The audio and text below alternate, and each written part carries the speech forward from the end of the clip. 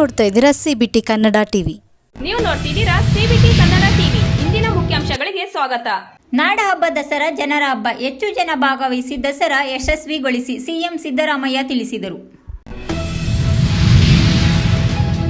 ದಸರಾ ಫಲಪುಷ್ಪ ಪ್ರದರ್ಶನ ಸಿಎಂ ಸಿದ್ದರಾಮಯ್ಯ ಅವರಿಂದ ವಿದ್ಯುಕ್ತ ಚಾಲನೆ. ಮೈಸೂರು ನಾಡಹಬ್ಬ ದಸರಾಕ್ಕೆ ವಿದ್ಯುಕ್ತ ಚಾಲನೆ. ಸಿಎಂ ಸಿದ್ದರಾಮಯ್ಯ ಉಪಸ್ಥಿತಿಯಲ್ಲಿ ನಾಡೋಜ ಡಾಕ್ಟರ್ ಅಂಪ ನಾಗರಾಜಯ್ಯರವರಿಂದ ಉದ್ಘಾಟನೆ.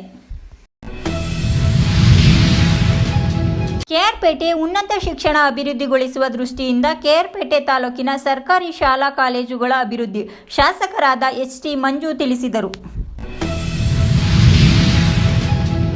ಕೆಆರ್ಪೇಟೆ ಶರನ್ನವರಾತ್ರಿಯ ಮೊದಲ ದಿನ ತಾಯಿ ಶ್ರೀ ಚೌಡೇಶ್ವರಿ ಅಮ್ಮನವರ ಶಿಲಾಮೂರ್ತಿಗೆ ಭಸ್ಮದಿಂದ ಅಲಂಕಾರ, ಹರಿದು ಬಂದ ಭಕ್ತ ಸಾಗರ. ಮಂಡ್ಯ ಅಧ್ಯಾಪನ ವಿಜ್ಞಾನೋತ್ಸವ ವಿಜೇತ ಮಕ್ಕಳಿಂದ ಇಸ್ರೋ ಮ್ಯೂಸಿಯಂ ಭೇಟಿ.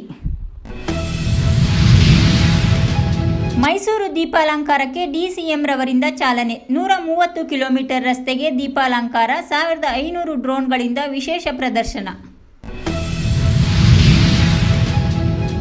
ಮಂಡ್ಯ ಗ್ರಾಮ ಸ್ವರಾಜ್ಯಕ್ಕಾಗಿ ನಾಳೆಯಿಂದ ಗ್ರಾಮ ಪಂಚಾಯಿತಿ ಸದಸ್ಯರ ನಿರ್ಣಾಯಕ ಹೋರಾಟ. ಕೊಟ್ಟ ಮಾತಿನಂತೆ ಜನರಿಗೆ ಸಾಮಾಜಿಕ ಆರ್ಥಿಕ ಶಕ್ತಿ ತುಂಬುವ ಕಾರ್ಯ ಮಾಡುತ್ತಿದ್ದೇವೆ, ಸಿಎಂ ಸಿದ್ದರಾಮಯ್ಯ ತಿಳಿಸಿದರು. 90 ಲಕ್ಷ ವೆಚ್ಚದ ರಸ್ತೆ ಹಾಗೂ ಚರಂಡಿ ಕಾಮಗಾರಿಗೆ ಶಾಸಕರಾದ ಪಿ. ರವಿಕುಮಾರ್ ಗಣಿಗಾರ್ ಅವರಿಂದ ಗುದ್ದಲಿ ಪೂಜೆ.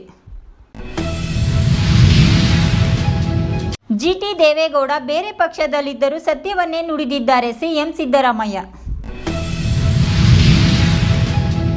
ಜಿಟಿ ದೇವೇಗೌಡ ಸತ್ಯವನ್ನೇ ಹೇಳಿದ್ದಾರೆ, ಜಮೀರ್ ಅಹಮದ್ ಖಾನ್ ತಿಳಿಸಿದರು.